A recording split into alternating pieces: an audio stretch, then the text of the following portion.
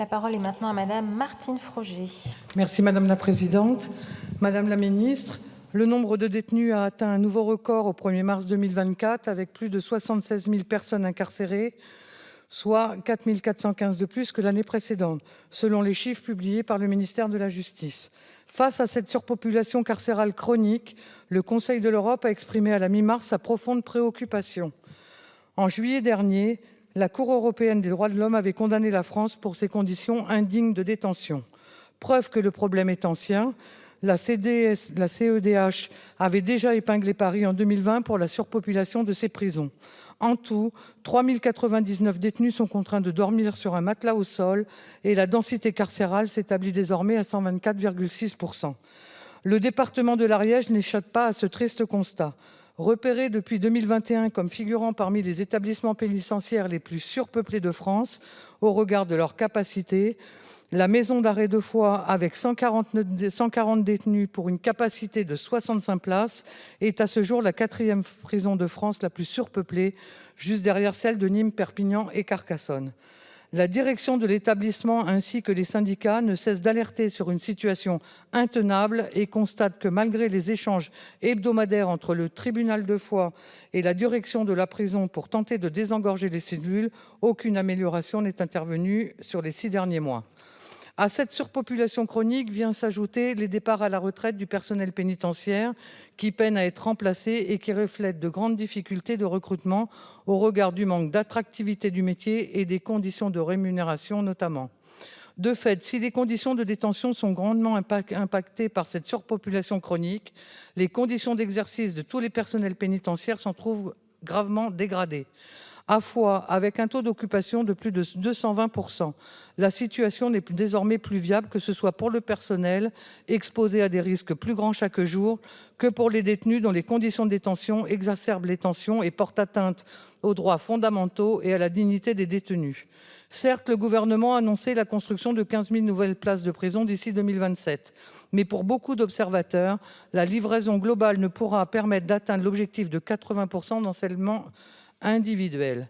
Alors, Madame la Ministre, qu'entendez-vous faire pour renforcer la mise en œuvre réelle d'alternatives à l'emprisonnement, telles que l'interdiction des peines de moins d'1 mois, le placement extérieur, la PSE ou le développement des TIG, par exemple?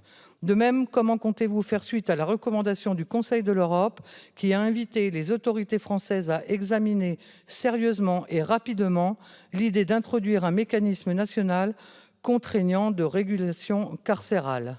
Merci. Merci Madame la députée. La parole est à Madame la Ministre. Merci Madame la Présidente. Madame la députée Martine Froger. Depuis 2017, nous avons mis en place plusieurs mesures fortes contre la surpopulation carcérale. C'est véritablement un enjeu. Les lois, je me permets de rappeler, les lois de mars 2019 de programmation et de réforme de la justice et de décembre 2021 pour la confiance dans l'institution judiciaire ont permis de favoriser les aménagements pour des peines inférieures ou égales à 1 an et de prohiber les peines inférieures à 1 mois. La lutte contre la surpopulation carcérale passe notamment par la lutte contre la récidive. Notre majorité a voté la création d'une libération sous contrainte de plein droit en vigueur depuis 2023 pour les incarcérations d'une durée inférieure bien sûr ou égale à 2 ans lorsque le reliquat de peine est inférieur ou égal à 3 mois et bien sûr à condition d'avoir un certain nombre de garanties.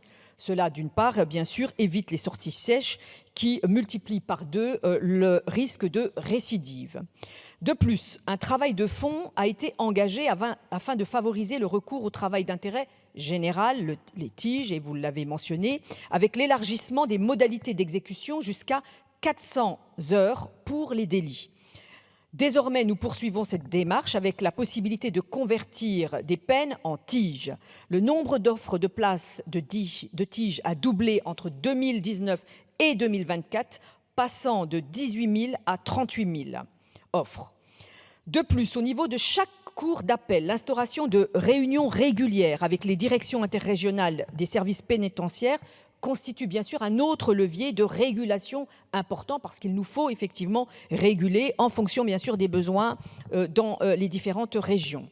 Toutefois, la création d'un mécanisme strict et généralisé de régulation carcérale qui impliquerait de fait un numerus clausus, nous semble contraire à un certain nombre de nos principes fondamentaux, au premier rang desquels l'égalité devant la loi, et poserait d'importantes difficultés en matière d'effectivité de la réponse pénale. Voilà, Madame la députée, mes réponses. Et bien sûr, vous pouvez le constater que nous essayons de relever ce défi de la surpopulation carcérale. Merci. Merci. Madame Frogier. Dans notre département, beaucoup d'associations proposent des places de placement extérieur pour des détenus qui pourraient être placés dans des entreprises. Et à chaque fois, on n'a pas les réponses de la justice qui ne va pas dans ce sens-là. Donc, je trouve dommage qu'on n'utilise pas plus ce dispositif. Merci, Madame la députée. La parole est à Monsieur Marcelin Nadeau. Merci.